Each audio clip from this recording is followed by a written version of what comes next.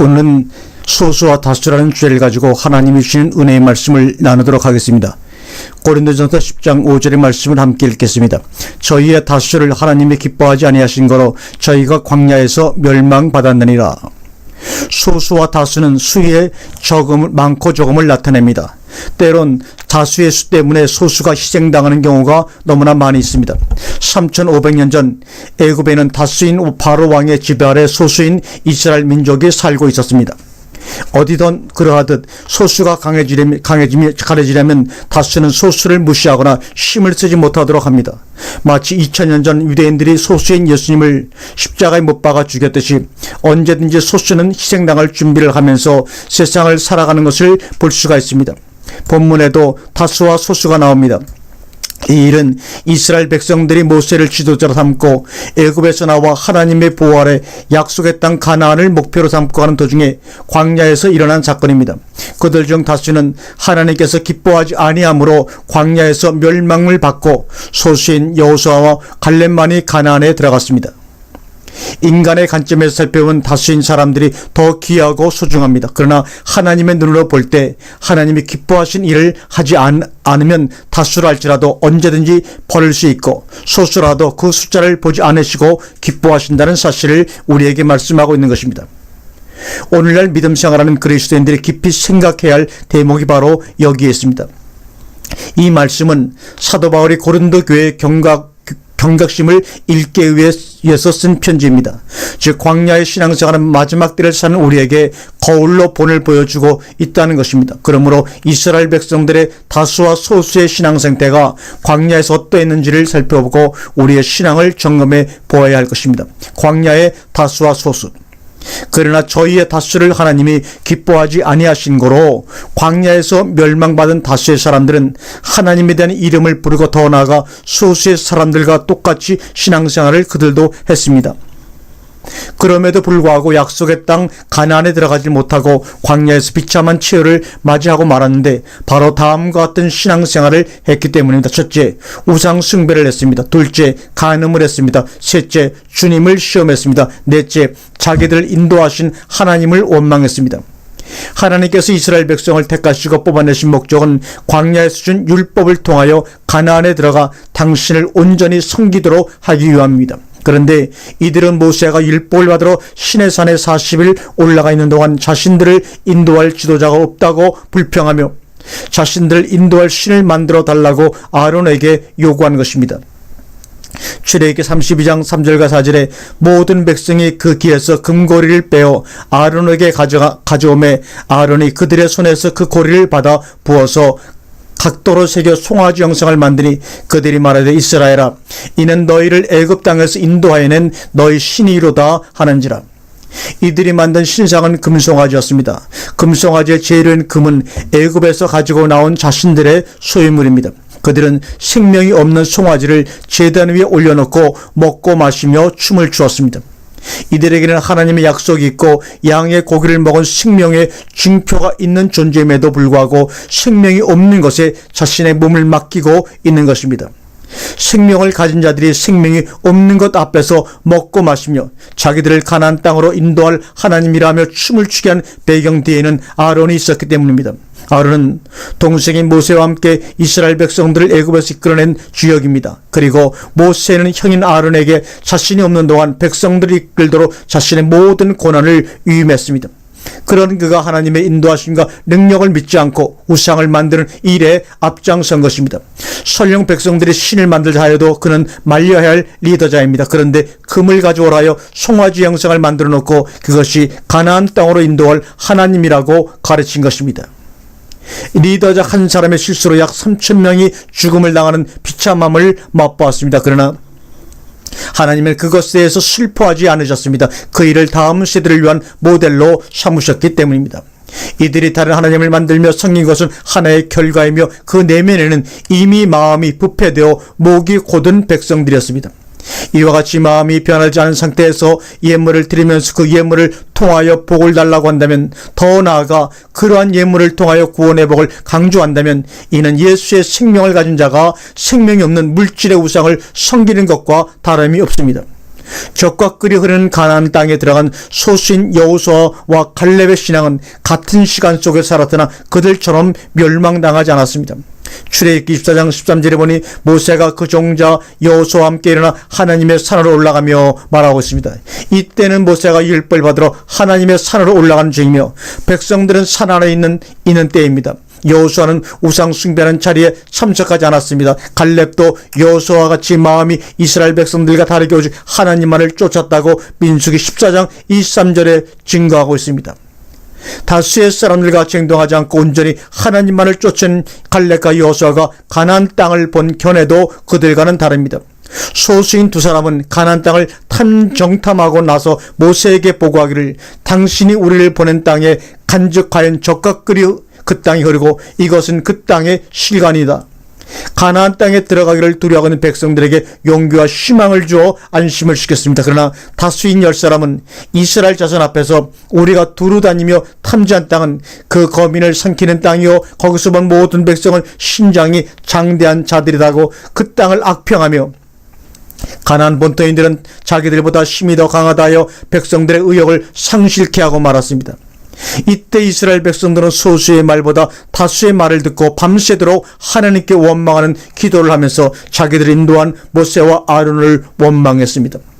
소수의 사람인 여호수아 갈렙이 가나안 땅에 들어갈 수 있었던 것은 마음이 하나님을 온전히 쫓았고 가나안 땅을 자신의 안식처인 것으로 믿고 그것을 얻기 위해 믿음의 선한 싸움을 싸웠기 때문입니다. 그러나 백성들은 다수의 말을 듣고 하나님이 약속하신 가나안 땅을 바라보지 못함으로 광야에서 죽임을 당하고 말았다고 민수기 14장 26절 이하에서 우리에게 말씀하고 있습니다.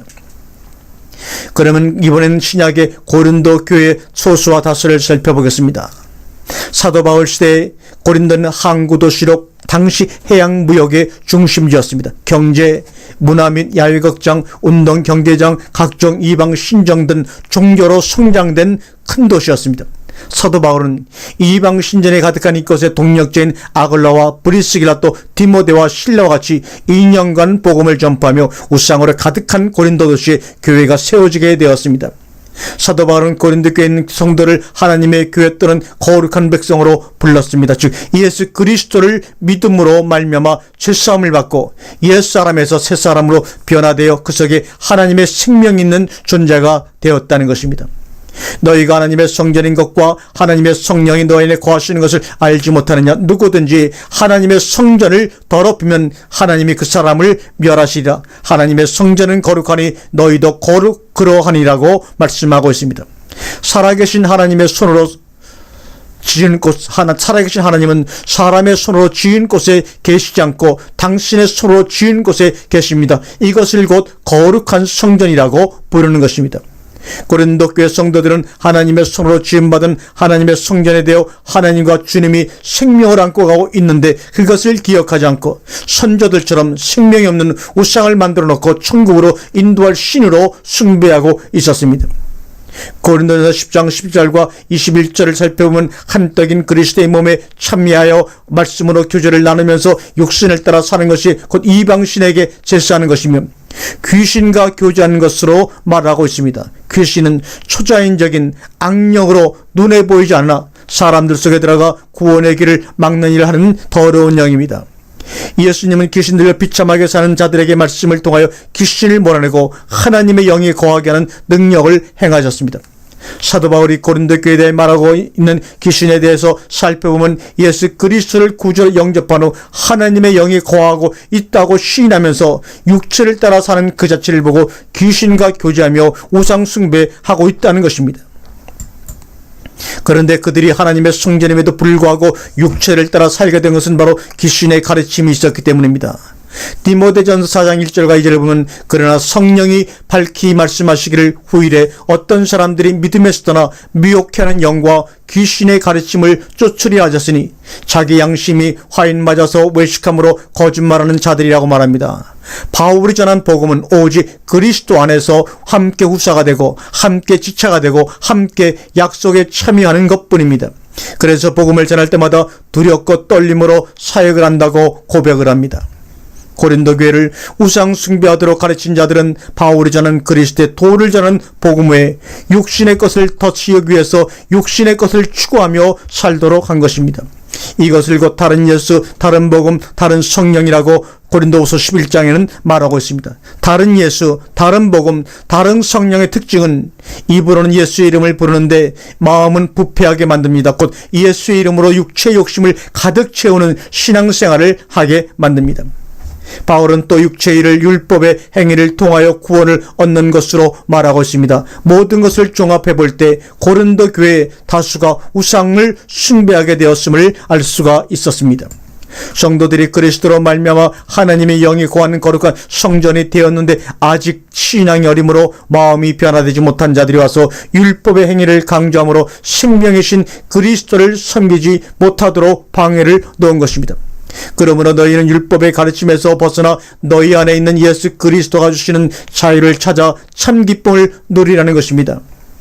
고린도서 10장 7절에 그런 일은 우리의 거울이 되어 우리로 하여금 저희가 악을 즐겨한 것 같이 즐겨하는 자가 되지 않게 하려 함이니, 이 모든 일이 말세를 만난 우리의 거울이 되었다고 합니다. 오늘 나는 소수에 속하여 살고 있습니까? 아니면 다수에 속하여 살고 있습니까? 다수가 광야에서 멸망을 받은 큰 원인은 우상 숭배에 있습니다. 우상은 형상은 있으나 생명이 없는 것, 곧 죽어있는 존재를 말합니다. 디모데전서 5장 6절에 일락을 좋아하는 이는 살았으나 죽었느니라. 입으로는 하나님을 찾으면서 몸이 세상을 향하고 있다면 그 사람은 죽은 사람이며 또 그러한 사람을 숨기면 곧 우상 숭배하는 것이 됩니다. 요한일서 5장 12절에 아들이 있는 자에게는 생명이 있고 아들이 없는 자에게는 생명이 없느니라고 말합니다. 참 생명을 가진 자는 부활하신 아들의 영이 성도 안에 있는 것을 알고 그 아들로 말미암아 기쁨을 누리며 살아가도록 길을 인도해 줍니다. 그런데 자신의 욕심 때문에 복음을 가지고 성도를 자기 소유로 삼는다면 이는 서로 우상을 섬기게 하는 것입니다. 왜냐하면 생명이신 주님과의 관계가 멀어져 있기 때문입니다. 우리는 생각을 해야 합니다. 주님의 이름으로 무엇이든 구하면 주신다는 미명 아래 무엇이나 구하려고 합니다. 그러나 하나님의 능력과 기적을 수없이 맛보았던 이스라엘 백성들이 광야에서 육신을 위해 기도할 때 다 들어주셨지만 가나안 땅에 들어가지 못했다는 것을 우리는 꼭 기억해야 합니다. 신앙의 궁극적인 목적은 영원한 하나님의 나라에 들어가는 것입니다. 그곳에 들어가는 기준은 죄와 사망에서 살리신 주님과 아버지 하나님 아버지의 뜻대로 사는 것입니다. 그리고 그 기준 신의 성품을 가지고 그 성품을 믿음의 삶으로 나타내며 사는 것입니다. 마지막 때는 때가 악하다였습니다. 여기서 때는 시간이 아니라 곧 사람을 의미하고 있습니다. 다시 말해 생명이 없는 자들의 가르침이고 악하다는 것입니다. 생명이 있는 자들의 가르침은 자기 안에 있는 생명의 주를 통하여 오직 그리스도의 살과 피를 전함으로 성도들에게 참 생명을 주어 성도 안에 있는 주님만 섬기도록 가르칩니다. 성도와 목자의 관계성을 한번 점검해 볼 필요가 있습니다. 하나님이 영이 거하는 성도는 곧 하나님의 아들입니다. 하나님의 아들은 어느 누구도 주인이 될 수 없고 자기 안에 계신 주님과 하나님만이 주인이 되며 목자가 됩니다. 그러므로 목자는 성도를 자기의 양으로 생각하면 안 됩니다. 그러므로 어느 교회 또는 누구를 내 앞세우는 육신으로 돌아간다면 성도들의 마음이 부패되어 하나님의 진노에 이르게 됩니다. 성도들은 목자 입에서 나오는 말이 나의 영과 혼을 살리는 생명의 말씀인가를 분별할 지적인 능력이 있어야 합니다. 육신을 위해 살게 하는 가르침은 곧 우상 숭배가 되기 때문입니다. 마지막 때 예수 그리스도의 이름을 빙자하여 자신이 하나님처럼 행사하는 거짓적 그리스도가 세상에 많이 나온다고 했습니다. 이들은 의의 옷으로 가장하여 어린 영혼들을 유린하며 자신의 종으로 전락시킨 일을 서슴지 않습니다. 자기 안에 있는 생명을 발견한다면 나만 생명이 있는 것이 아니라 다른 형제들에게도 생명이 있다는 것을 깨닫게 되므로 서로 섬기고 하나님을 찬양하며 성경에 순복하게 됩니다. 우리 주변에는 처음에는 성령으로 시작하여 모든 고난을 감수하다가 주님이 주시는 축복이 임하면 그때부터 교만하여 타인을 인정치 않고 오직 자기만의 모임을 주장하며 신이 되어 살아가는 자들이 많습니다. 세상에서 가장 불쌍한 사람이 있다면 주님과 연합된 자신 안에 생명이신 주님이 있는 것을 모르고 죄의 종으로 육신에 매달려 살아가고 있는 자들입니다. 오늘날도 고린도 교회같이 다수의 신앙을 가진 사람들이 무수히 많습니다. 소수의 사람은 오직 성령을 받아 그 성령의 불씨를 깨뜨리지 않고 사람들 앞에서 생명의 줄을 비추기를 심습니다. 바울의 신앙이 그렇습니다. 여러분은 다수의 사람이 되기를 원하십니까? 아니면 소수의 사람이 되기를 원하십니까?